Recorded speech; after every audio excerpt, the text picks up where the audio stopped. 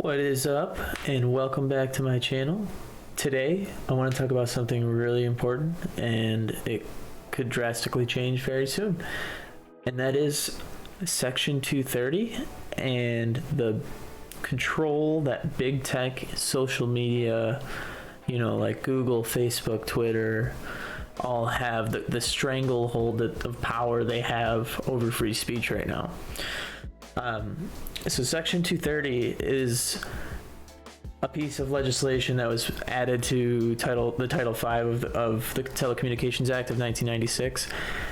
And at its core, it provides immunity from liability for providers and users of an interactive computer service, such as Twitter, Facebook, Google, whatever, who publish information provided by third-party users. So any web-based platform that publishes information from third-party users, it protects them from liability, okay?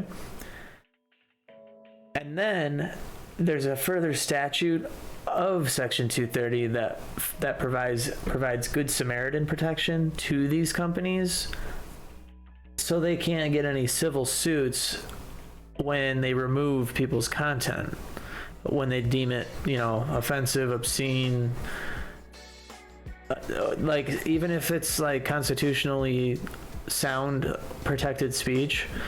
If they remove it because it's obscene, if it's considered good faith, they're allowed to do it. So essentially what they've been doing is just removing anything that they want under the guise of being good Samaritans, right?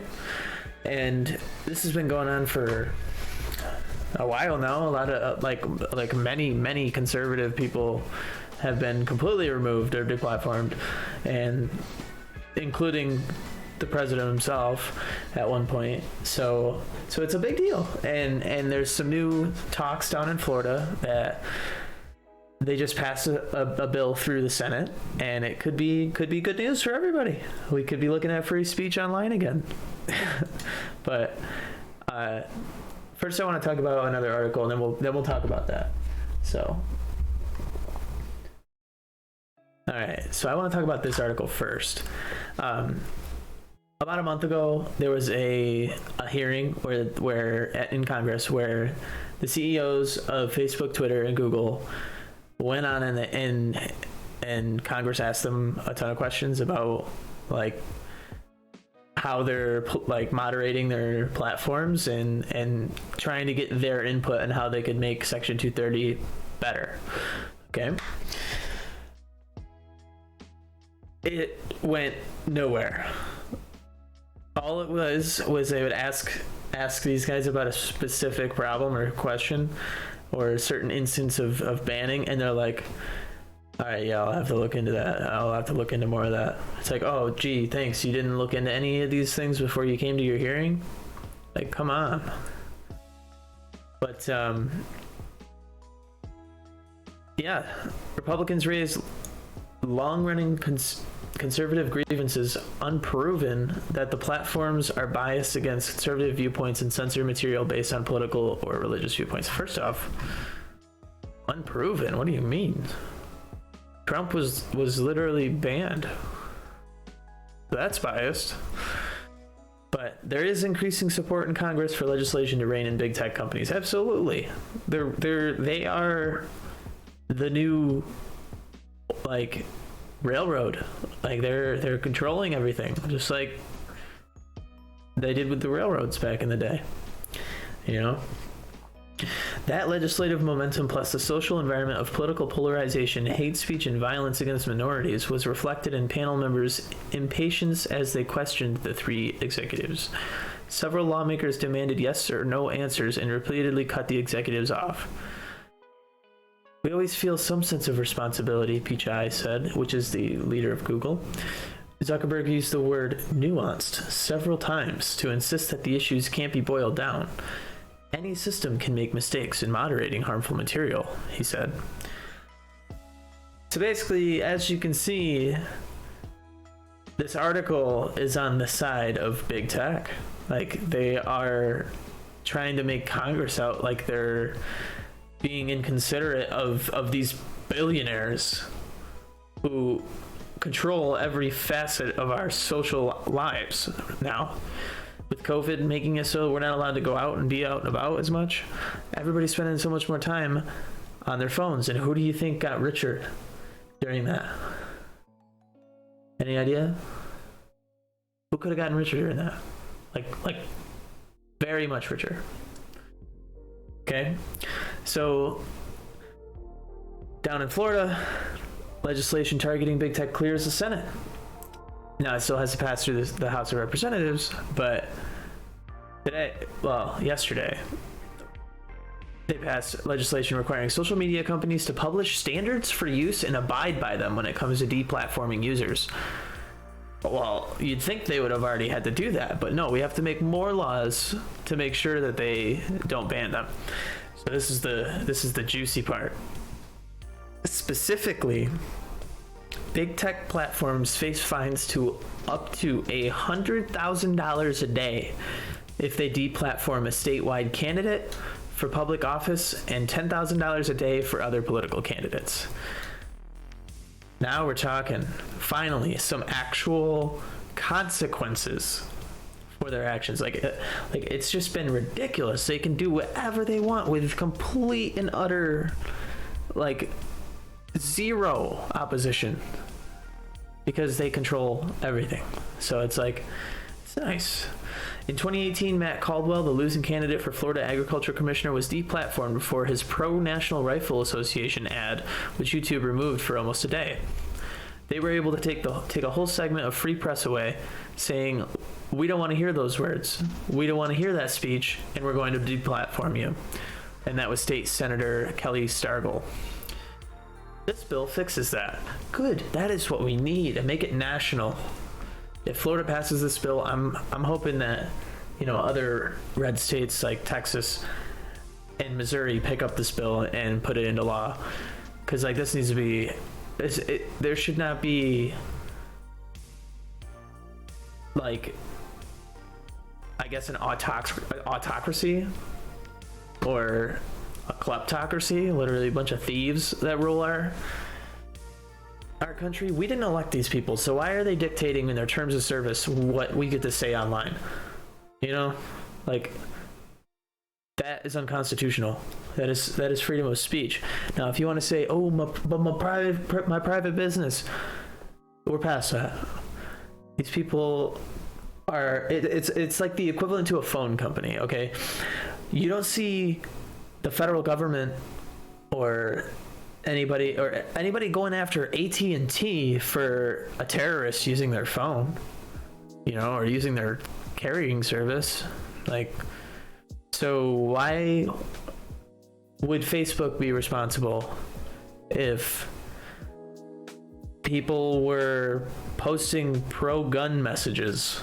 That makes no sense. Absolutely no sense. But I don't know, just something really, it's kind of exciting to look forward to. And if some of the stuff that I say on here is even bannable. So it's we'll see how long I last before, and then if we don't get this here legislation in New York. But I just want to put this photo up for a second. Pretty similar, huh? I just thought that was funny. A lot of people are saying that, but I just think it's really funny how he seems to be trying to look like Rasputin. Now, if you don't know who Rasputin was, he was sort of like a holy man. He was like a snake oil salesman, basically. And he essentially conned his way into the Russian royal family for the last royal family of Russia. And he was the only one who could keep their ill boy from freaking out, I guess. He calmed him down really well. So, and he had a massive influence in the political sphere in Russia, very much similar to the way Jack Dorsey has a very massive influence in American culture today.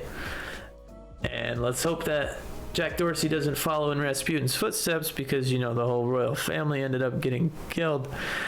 So let's hope that Jack Dorsey isn't trying to destroy America as Rasputin destroyed Mother Russia. But yeah, so he said he's a faith healer or spiritual teacher.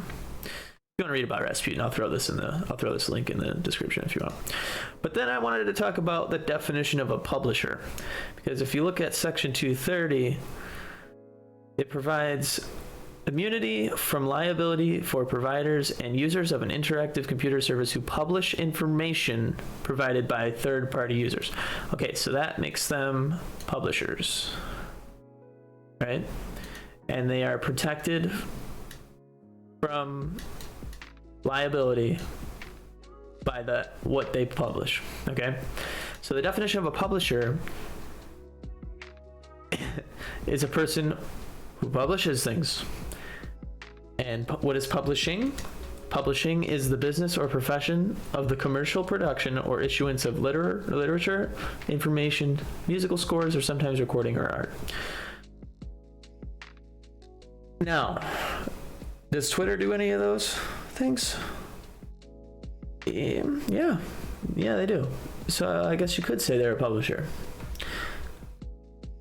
Now, does it say anything in publishing about editing the musical scores, or the information, or the issuance of literature? Because here's the definition of an editor: someone who edits, especially as an occupation. Now let's go back to Section 230. I don't see anything about editing anywhere. So, that's weird.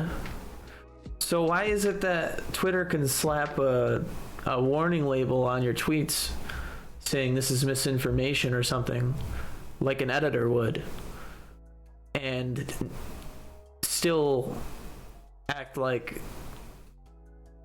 they're publishing? You see the problem there? Because it's your First Amendment right to say whatever you want, whether it's, you know, stupid or not. It's not Twitter. It's not up to Twitter to determine the constitutionality of your speech. And they're clearly abusing the Good Samaritan statute in Section 230. I don't know. What do you think? Do you think that Jack Dorsey is Rasputin reborn? Do you think that Section 230 should be repealed or replaced or reformed? Do you think Twitter is a publisher? Do you think they're an editor? Answer in the comments, for real. This is important stuff. But I don't know, just wanted to talk a little bit about that today. If you like what I'm talking about, let me know in the comments. Like, share, hit the notification bell. That way you can actually get notifications when I post every day. I'm going to try to get on a time schedule. It's kind of tough with working full time. So I've started working 4/10s instead of 5/8s. So I should be having Friday off every week. I'm going to try to make that my stream day or my high budget video day, you know, where I actually take a long time and focus on what I'm making, and then I just don't hit record and send it and hope I get it all in one take. But yeah, let me know what you guys think. I like what I'm seeing already. I didn't think this many people would even care, and I wanted to say thank you to all the people who are actually subscribed already. This is awesome for me. This is so funny to me. But I need more people talking. Let's talk about this kind of stuff. I don't want to sit here in my office in the dark talking to myself about Section 230. It's just kind of sad. But I don't know. Let me know what you think, please. And please check out my video tomorrow. Until next time.